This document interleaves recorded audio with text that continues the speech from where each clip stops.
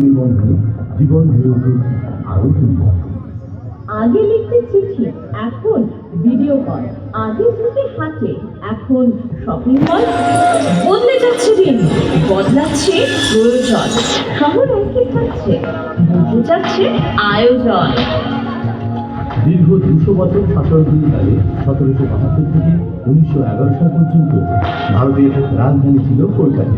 ইংল্যান্ডের রানী ভিক্টোরিয়া 25 বছর ভারতের সাম্রাজ্য ছিল। দাঁড়াই গল্প কি তাহলে 1772 থেকেই শুরু হচ্ছে? আরে না, ভারতের রাজত্বকালে 1901 সালে প্রয়াত হন রানী ভিক্টোরিয়া। তার মৃত্যুর পর ভারতীয় উপনিবেশে তার স্মৃতিসৌধ তৈরির সিদ্ধান্ত নেয় ব্রিটিশ শাসক। আর রানীর নামে সেই সৌধের নাম রাখা হয় ভিক্টোরিয়া মেমোরিয়াল।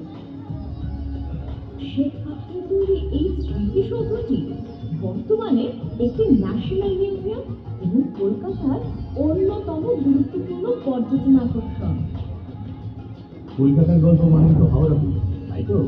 হ্যাঁ, সেটি আর বাদ পড়বে।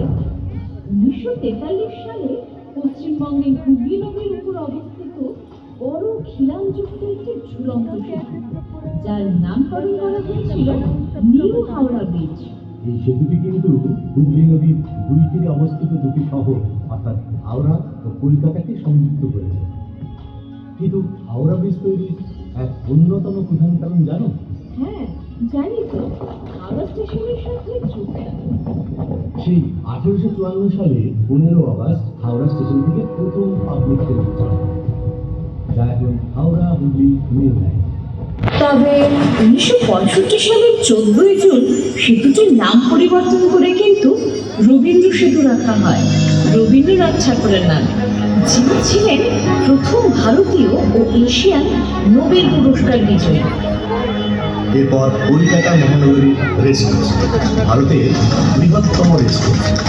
ব্রিটিশ ভারতে 1820 সালে রেসকোর্সটি নির্মিত হয়েছিল। কলকাতার শুধুমাত্র অভিজাত সদস্যদের বিনোদন ও খেলাধুলার জন্যই এটি ছিল প্রসিদ্ধ। মহানগরী কলকাতার সাথে আমাদের রাজ্য ত্রিপুরার কিন্তু অনেক পুরনো ও নিবিড় সম্পর্ক। ত্রিপুরা রাজ্য এবং রাজ পরিবারের সাথে রবীন্দ্রনাথ ঠাকুরের ঘনিষ্ঠ সম্পর্ক বাংলা এবং ত্রিপুরার ইতিহাসে একটি গুরুত্বপূর্ণ। কবিগুরু কিন্তু মোট 7 বার ত্রিপুরায় সফর করেন। শুধু তাই নয়, প্রাকৃতিক সৌন্দর্য ও ভাস্কর্যে ত্রিপুরা সদাই সমৃদ্ধ। সবুজ বনানী, জয়ন্ত প্রাসাদ, মহল, ত্রিপুরেশ্বরী মন্দির, ভুবনেশ্বরী মন্দির এবং আমাদের এই ব্যস্ত শহর আগরতলা। এর মধ্যে 1948 সাল প্রতিষ্ঠা হলো এগিয়ে চলো সংঘ। আমার শহর প্রাণের শহর, উচ্ছলতায় থাকে প্রভু। এই শহরের প্রাণের মাঝে এগিয়ে চলো ঠায় দাঁড়িয়ে, এগিয়ে চলো ঠায় দাঁড়িয়ে। বিভিন্ন সাংস্কৃতিক ও সামাজিক কর্মকাণ্ডে অগ্রণী ভূমিকা নেয় এই শহর। আমার ভালোবাসা সামাজিকতায় এগিয়ে চলা, শিক্ষা সংস্কৃতি খেলাধুলা অগ্রণী হয়ে চলেছি মোরা। শিক্ষা সংস্কৃতি শিশুমেলা আজ সারা রাজ্যে ছড়িয়ে পড়েছে, যার প্রথম উদ্যোক্তা কিন্তু এগিয়ে চলো সংঘ। এগিয়ে চলো মোর ভালোবাসা, আমার শহর আগরতলা।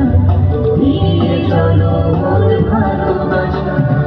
শিক্ষা ও সংস্কৃতির প্রসারে এলাকার মাধ্যমিক ও উচ্চ মাধ্যমিক ছাত্রছাত্রীদের সম্বর্ধনা, বসন্ত উৎসব, বর্ষব্যাপী সাংস্কৃতিক অনুষ্ঠানের আয়োজন করা ছাড়াও এলাকাবাসীর শরীরচর্চার জন্য সঙ্গে রয়েছে যোগা সেন্টার ও অত্যাধুনিক জিমখানা।